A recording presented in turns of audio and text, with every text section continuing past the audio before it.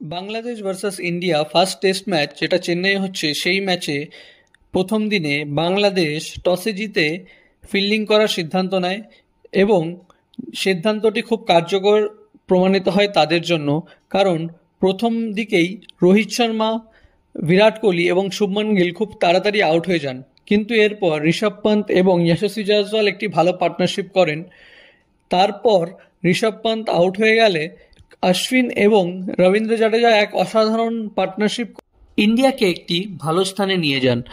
আর অশ্বিনের শতক অর্থাৎ 102 রান এবং রবীন্দ্র জাডেজার 86 রানের দরুন ইন্ডিয়া এখন প্রথম দিনের শেষে 339 রানে 6 উইকেট। বাংলাদেশের হয়ে সবথেকে ভালো পারফরমেন্স দেখান হাসান মাহমুদ, যিনি 4টি উইকেট নিয়েছেন। বাংলাদেশের হয়ে অপর দুটি উইকেট নেয় মেহেদী হাসান মিরাজ এবং নাহিদ রানা।